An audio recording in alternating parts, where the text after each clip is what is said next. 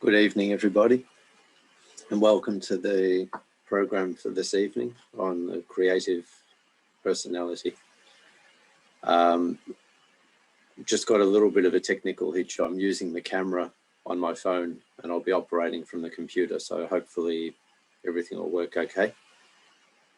Just let me know that you can hear me okay. If someone can just let me know that the sound's fine. Sounds great. Thank you, David. Okay, so if we can, we'll just start to settle into our attention now, into our meditation. So if we just start by raising our Kundalini and putting on a bandhan.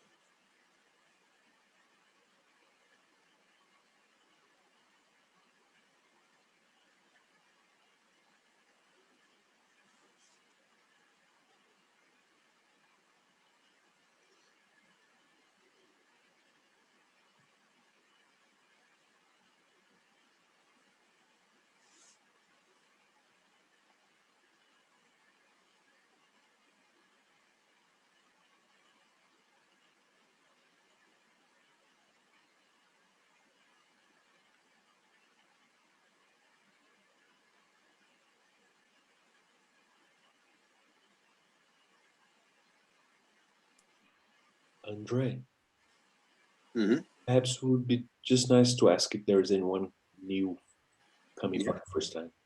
Yep. So is there anybody new this evening that hasn't been to a meeting before? If you could just let us know in the chat. And we'll be arranging a separate session for you this evening.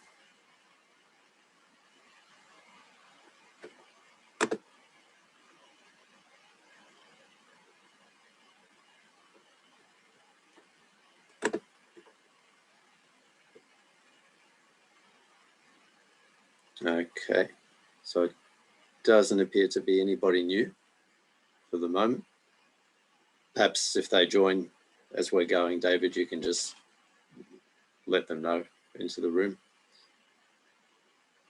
Okay, so let's just settle our attention from the day. So we'll just close our eyes and just take a few deep breaths in through the nose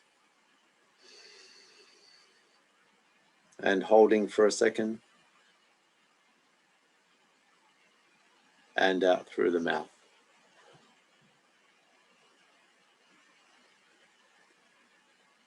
And again, just slowly in through the nose.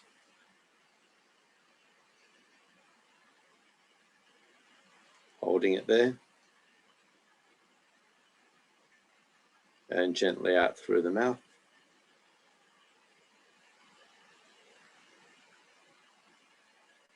And one more time, just in through the nose. And hold it there. And out through the mouth.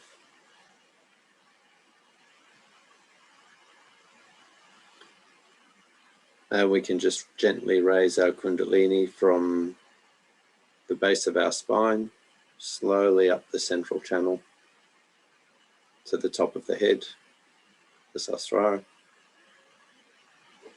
So let's just raise it a few times.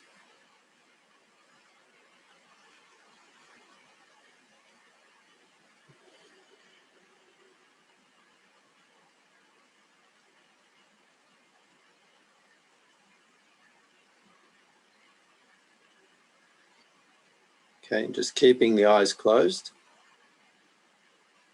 Just a few times saying to yourself quietly, Mother, you do everything, I do nothing. So just quietly a few times to yourself, Mother, you do everything, I do nothing.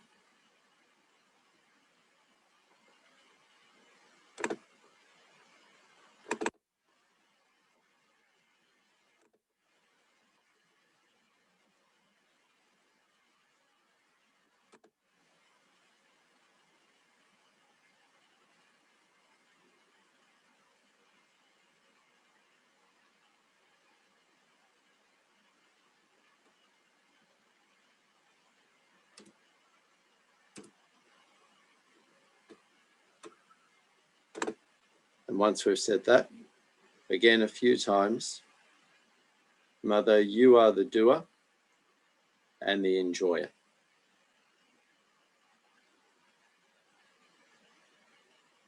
Mother, you are the doer and the enjoyer.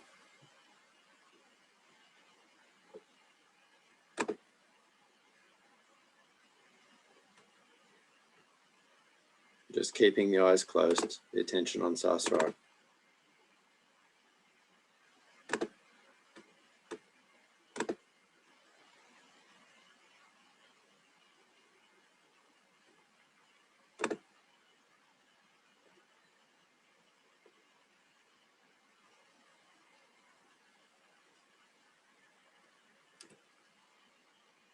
Okay. And when you're ready, just gently open your eyes. We're just going to start by listening to some short excerpts of Srimataji speaking about creativity.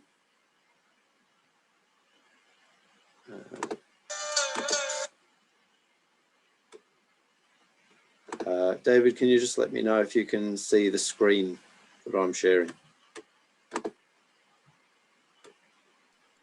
Not yet.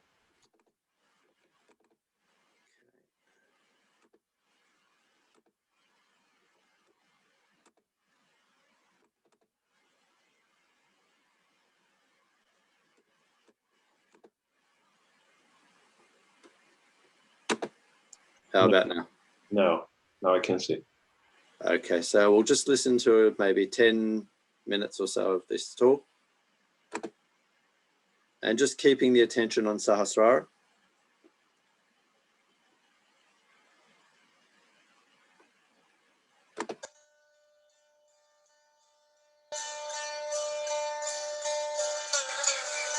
So the basis of all creativity of Saraswati is love.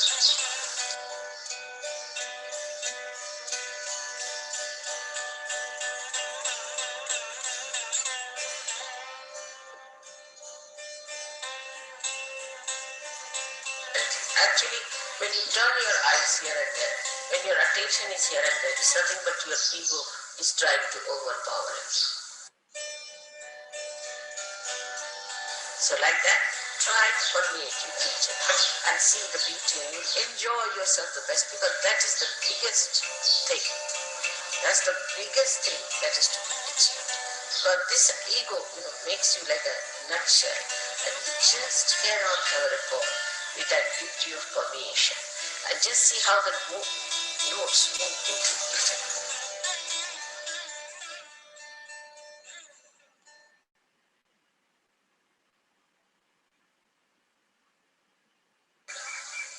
So the basis of all creativity of Saraswati is love. If there is no love, there is no creativity. It's even in the deeper sense, you see, people who have created all the scientific things are also out of love, the masses, not for themselves. Nobody has produced anything for themselves. If they make something for themselves, it has to be stopped for universal use, otherwise it has no meaning. Even if you say atom bomb and all these things are created from science, they are also very protected. If they had not created those, people would not have taken out their minds from war. Now nobody can think of having a big war. Of course they are having own wars, but that also will gradually stop when they will be fed up. So all the activity on the right hand side of Saraswati basically has to end up in love, starts with love and ends up in love. Whichever does not end up in love boils up and finishes. It just disappears. So you can see that even matter which is not used for love just finishes. The basis has to be love. Otherwise, all such matter that we create, which has angularity, which is not fitting into the mass media, which is not appealing to the masses. Of course, it takes time. We have seen that it takes time. But it has that tendency always to disappear in the thin air as soon as you find it does not appeal to the masses. Now this love of that we talk of, this great love of God we talk of, we know that it for definite through vibrations. People do not have vibrations, but still we can feel the vibrations in a very unconscious way. All the great paintings of the world have vibrations. All the great creative works of the world have vibrations. Only those who have vibrations have been sustained by time. Otherwise, all other things are destroyed. There must have been monuments and horrible statues and horrible things that have been created long time back, but were all destroyed by nature, and they could not stand the impact of the Kala, that is the destructive power of time. So all that is sustaining, all that is nurturing, all that is ennobling comes from this sense of love which is within us, very much developed, but within others also who are not yet realized. Ultimately, the whole world has to realize that one has to go to that ultimate love of God. Otherwise, it has no meaning. Saraswati cleanses all that is impure in nature, while with our brain activity, we are spoiling all our brain activity goes against pure intelligence. And that's what one has to understand, that this pure intelligence is not to be soiled by our thinking. Our thinking can make us so conscious, so ego-oriented, so impure, that we can really eat the poison and say, what's wrong? Just the opposite of Saraswati. If Saraswati is within us, she gives us Subuddhi, wisdom. And that's why to worship Saraswati, to worship Surya, we must have that clear vision as to what we have to be, what we are doing, what faith we are living in, what our mind is getting into. After all, we are here for emancipation and not for just pampering our ego and living with our faith that is with us. So this light is not within us, and we should rise above our own mental filth which is being created around us. Apart from that, you have to go higher and understand that there is within us a thing called ego. And this ego is false, absolute false. You do not do anything. Actually, when you turn your eyes here and there, when your attention is here and there, it's nothing but your ego is trying to overpower it. But actually, ego is an absolute falsehood, because there's only one ego, and that is of God Almighty, Mahat Ahankara. There is no really any ego that exists. It's a myth. It's a very big myth. Because if you start thinking, you are doing everything, you are doing this, you are doing that, which you are not doing, then this nonsensical ego comes in and you start working it out. It can project in every direction. When it projects forward, it overpowers others, it tries to dominate others, tries to kill others, becomes cruel. When it moves right side, it becomes supraconscious.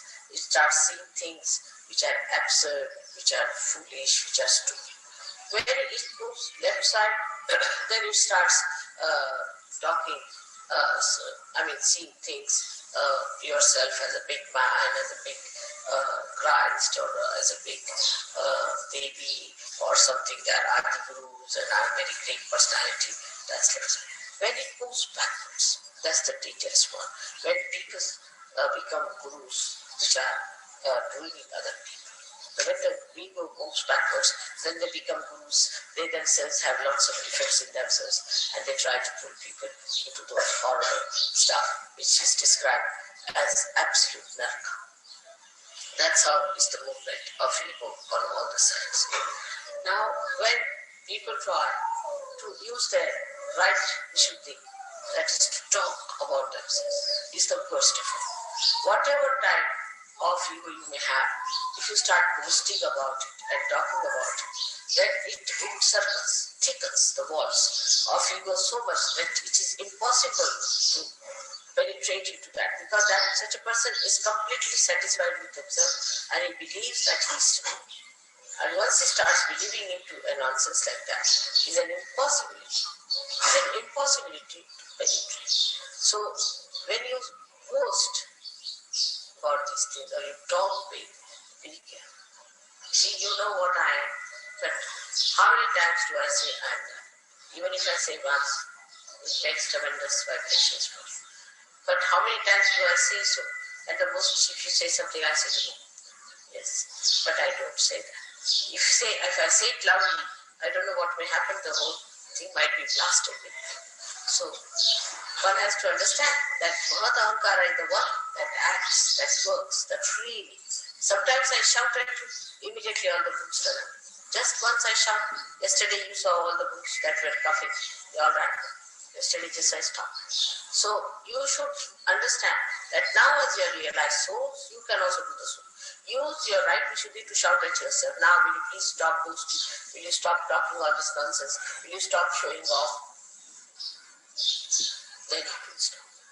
Now this thickening takes place by people who really are active, who want to do something about it. Not that they are not active, they want to do it. But they know only one way is to act talk. They don't understand that there are inner ways by which you control it much more. Because they don't want to take to that, they take to this talking. And once they take to talking and they talk about it, the whole power goes on. But if they do not talk about it and keep it within themselves, it's all right, you can tell me what your experiences or anything. But if you start telling others and talking about it too much, then the powers that you have got will be all disappearing gradually. And it will just come down to absolutely lowest level. So one should not too much talk that I have this power, or I see this, or I do this, which is a very wrong thing. I warn you, don't try to show off. You can talk about my powers, it's all right. But don't try to talk about your powers. When it comes, of course, to talk to somebody who is a negative person, or to tell somebody, then you should say that we, not I, we have, some of us have felt this power of this. We have seen people. It may be you, but you need not say I have. What you have to say, we. Then you become the Mahata.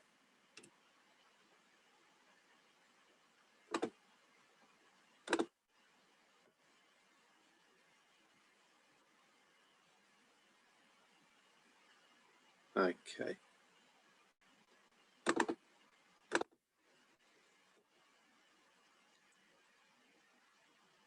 So, can everybody still hear me okay?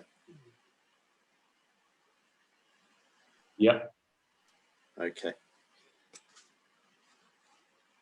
So, one of the things that we're looking at this evening around creativity is not just creativity in the sense of artistic endeavor as creativity or musical endeavor, but it also can be this creative force of the universe, this Kundalini energy, this mother is what created the universe. And often when we're walking in nature, just looking at the grass, or walking along the beach, looking out at the ocean, listening to the waves of the sea, oftentimes we can find ourselves just falling into a state of thoughtless awareness and automatically falling into a state of meditation.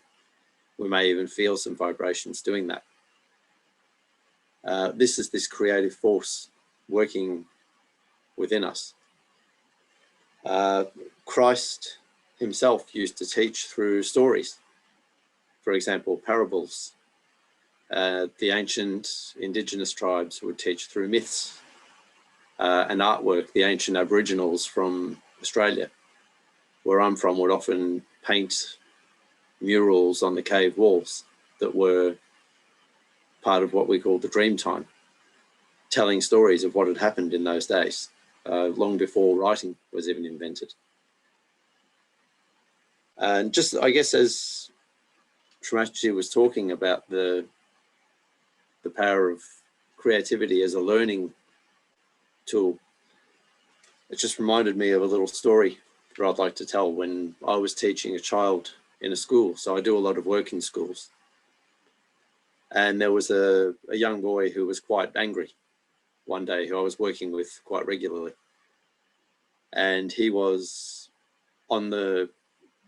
looking for another boy. He was quite angry, quite upset with him. And I was saying to him, "What's wrong, Robbie? What's the matter? Why are you so upset?"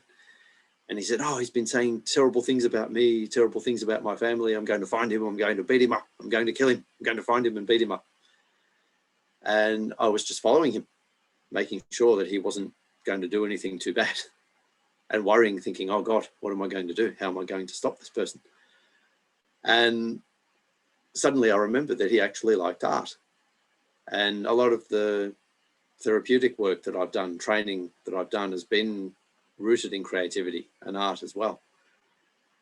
And I said to him, as we were entering the library, I said, "Well, instead of doing something, why don't you draw out your feelings instead?" And as he was ranting and raving, he suddenly stopped and he looked at me and he said, "Can I do that? Really?" And I said, "Yeah." So we sat down, he did the drawing, and as he was drawing, he was calming down, and I just let him go, let him do it. And then after he'd finished, I said, "How did you feel?" And he said, "Much better now." He said, I've managed to get rid of it." And I said, "Do you think we can go back to class now?" So he said yes. So we headed back to class. And as we were walking, we came across another boy who was quite upset and angry and had walked out of his class as well. And this boy said, "What's wrong? What's wrong?" And I thought, "Oh no, he's going to join this boy now." And he said, "Oh, I want to find somebody too." And he stopped. And he said to this boy, "Don't do that." And this boy said, "Why?" And he said, "It won't be good for you." He said, "You can get rid of your feelings in a better way, in another way." And he looked up at me and he smiled. And the vibrations I felt at that moment were tremendous, because somehow that creativity, that unleashing of his creativity in that positive way, not only helped him to channel his feelings, but also got him to a point where he was going to help another person. So it was a really nice way of him to be able to use that. And it's a really powerful illustration, I feel, of how when we're meditating and when we're in that deep state, that this creative force can work within us to do things like that afterwards. And as I said, Christ's taught through stories, many parables. Shamash spoken of the guru principle and the nourishing of the heart being crucial in that, as well as being disciplined. So by nourishing the heart, we're nourishing the mind. And as she said, if we think that it's I and us doing it, we're not actually doing anything. When we're nourishing the heart and allowing ourselves to integrate with the collective energy, it's much, much more powerful. So we're just going to go into a meditation now. I'm going to play some music, which is a bhajan, like a rag, which is a classical Indian piece of music, which is around the Swadhisthana chakra. So if we can just listen to that and close our eyes, and again, just go into meditation. So just close the eyes and just have a listen to the music and just meditate for around the next 10 minutes.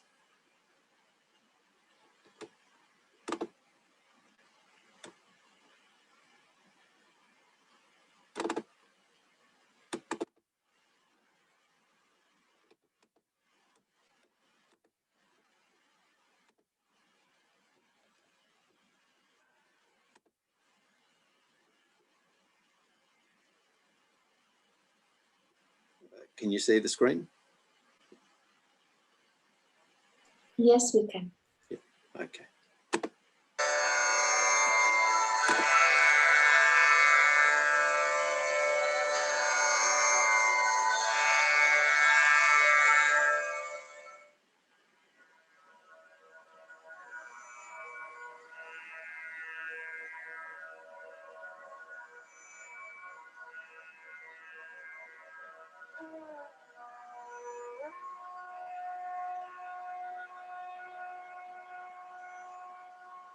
Saraswati Sharda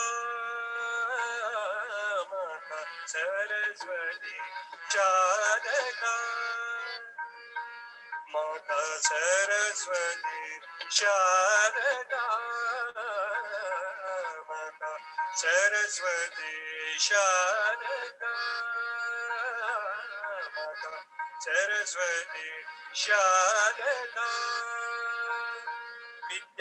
विद्याकारि दयानि दुःखहरणि जगत जननी माता माता सरस्वती शारदा माता सरस्वती शारदा विद्यादानी दयानी दुःखहरणि जगत जननी माता माता सरस्वती शारदा माता सरस्वती शारदा माता सरस्वती शारदा हंसवाहिनी वीणाधारिणी हंसवाहिनी वीणाधारिणी हिमनगनन्दिनी जगत कल्याणी हिमनगनन्दिनी जगत कल्याणी जगत जननी माता माता सरस्वती शारदा माता सरस्वती शारदा शारदा सरस्वती शारदा शारदा सरस्वती शारदा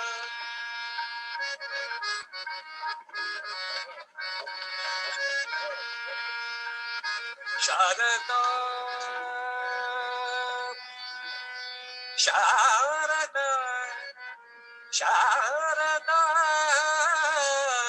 माता सरस्वती शारदा माता सरस्वती शारदा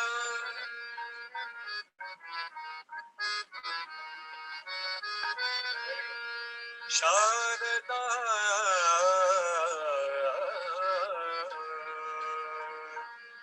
शारदा शारदा माता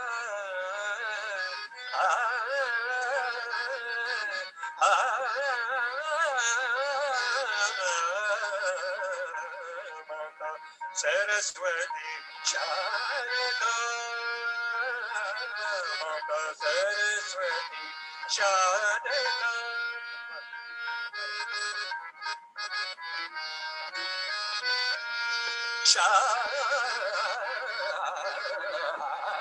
शारदा माता सरस्वती शारदा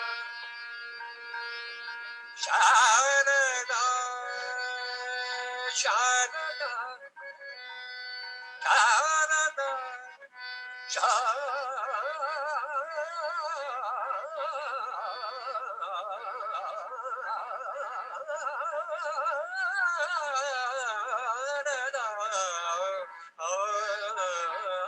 माता सरस्वती शारदा विद्यादानी दयानी दुःखहरणि जगत जननी माता माता सरस्वती शारदा सरस्वती शारदा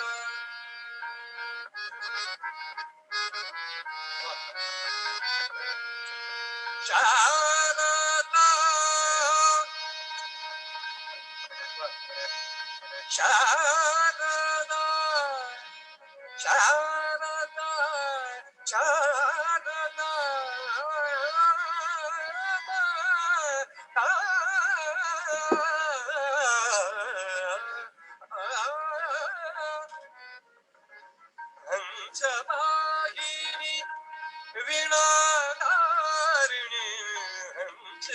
वाहिनी वीणाधारिणी हंसवाहिनी वीणा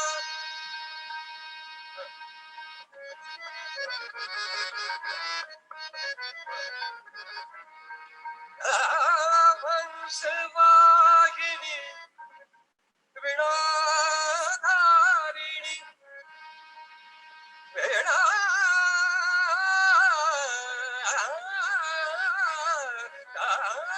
धारिणी हंसवाहिनी वीणाधारिणी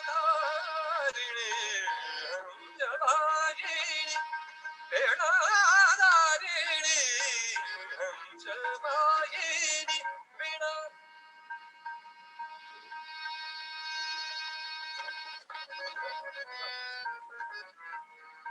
सरे गम सम गरे सरे गम परे गम गरे गम पद गद पम गम पद नि मनि द पम पद नि द पद नि द मनि द पम द पम ग पम गरे म गरे द अनि द म गरे द हंसवाहिनी वीणा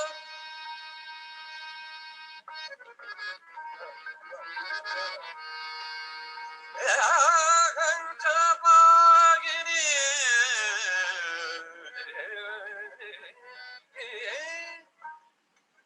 वीणाधारिणी वीणा धारिणी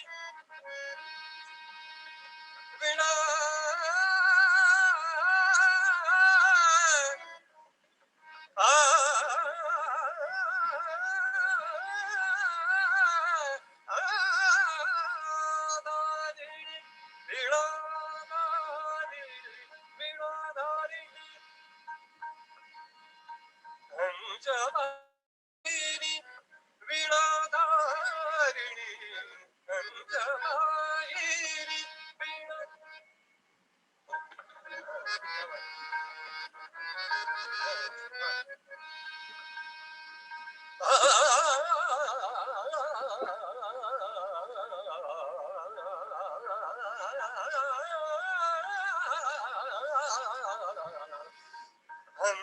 हंसवाहिनी वीणाधारिणी हिमरागनंदिनी जगत कल्याणी हिमरागनंदिनी जगत कल्याणी जगत जननी माता सरस्वती शारदा माता सरस्वती शारदा माता Saraswati Sharda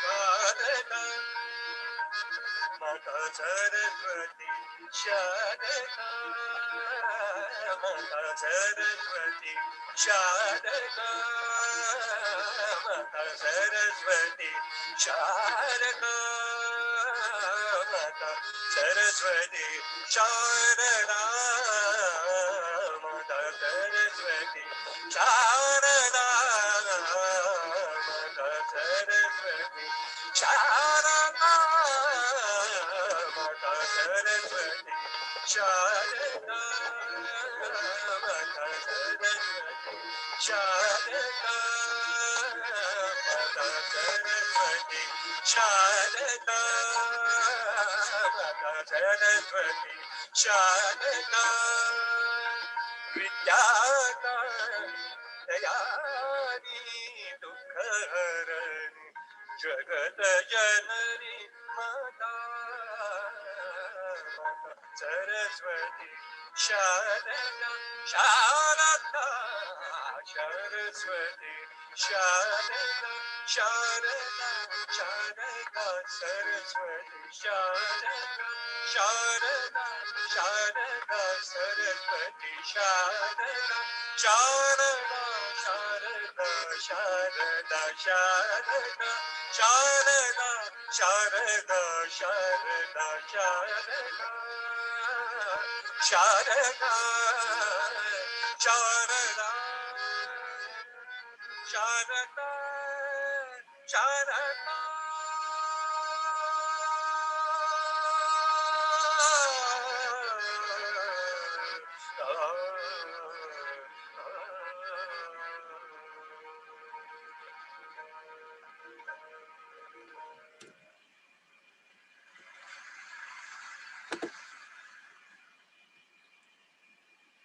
Okay, so just stay in meditation. Just keep the attention on the top of the head at the Sahasrara. Keep the eyes closed.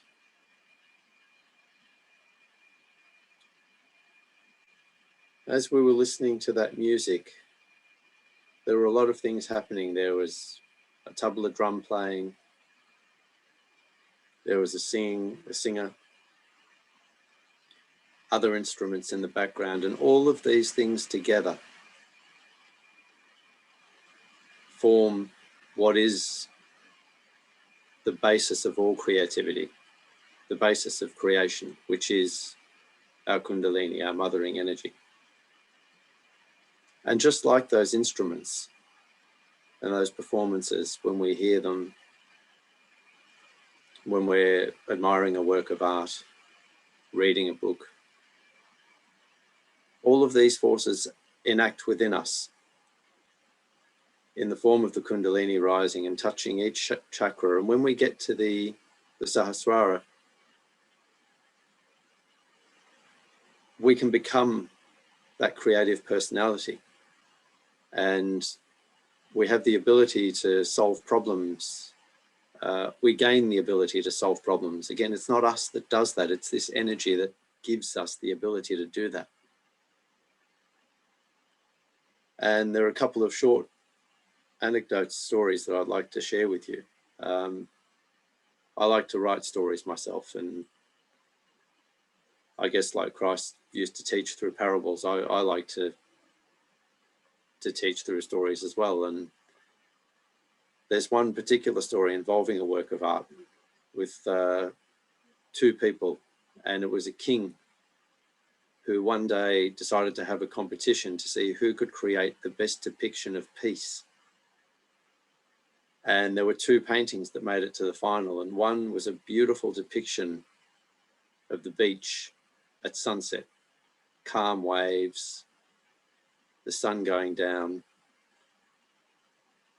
And the other was a storm, a torrential rain, storm, waterfall, crashing water.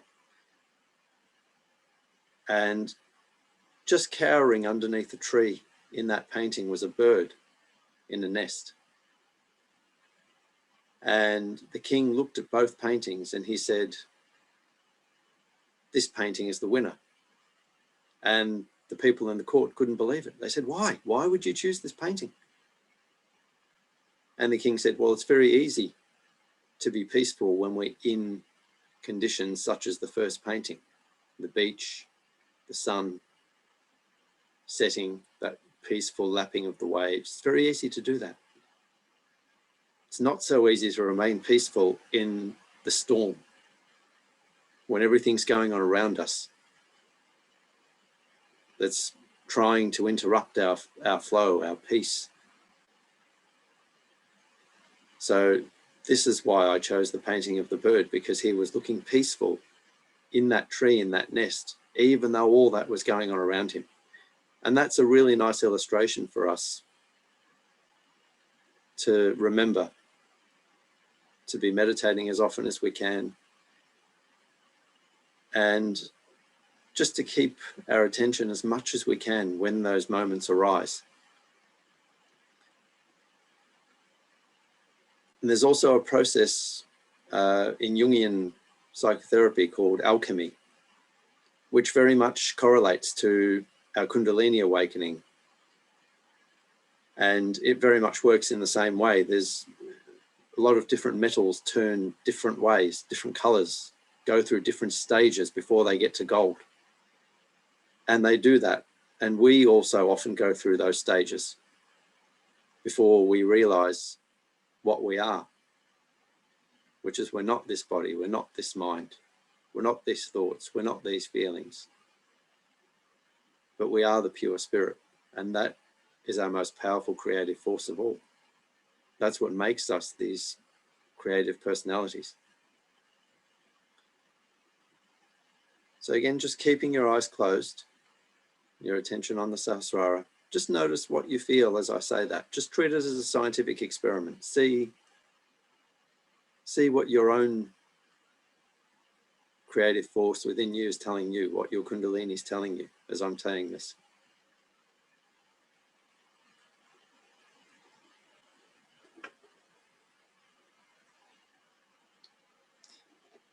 I'd just like to invite David to play some music as we're sitting with our eyes closed in meditation. So David, if you'd like to just play something on the guitar, that would be wonderful. And the rest of us, we can just stay in meditation and enjoy that.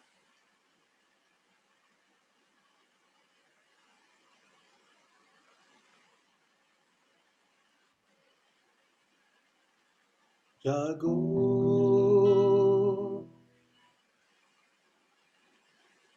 jago,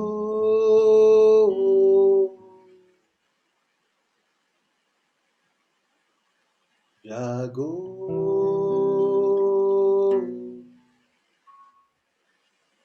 jago,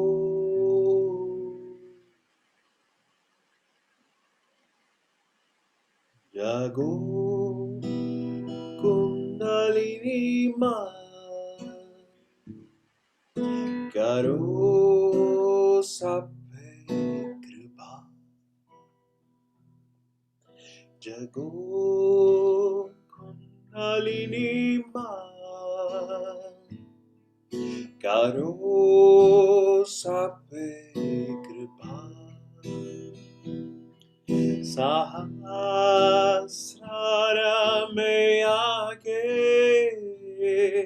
sahasrara mein aake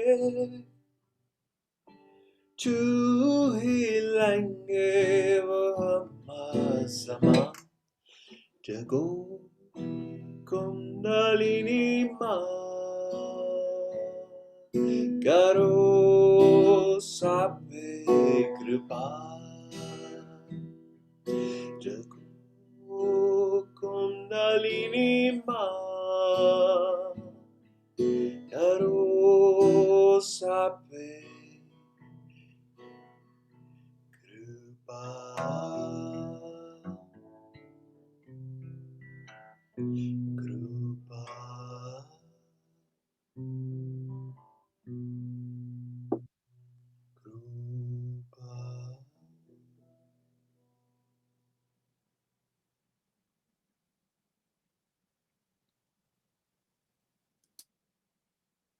Okay.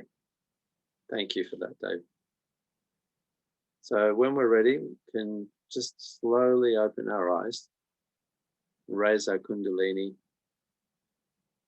and put on a band-aid.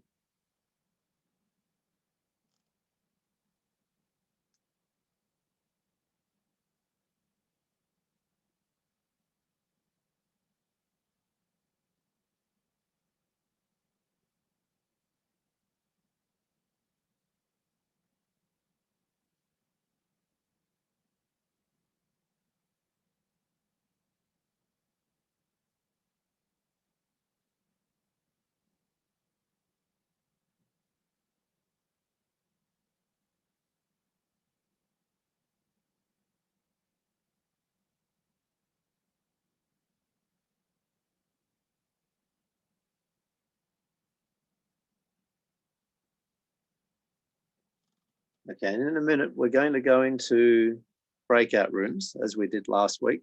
So we'll have some established yogis who have been meditating for some time with some people who have been coming for a little while.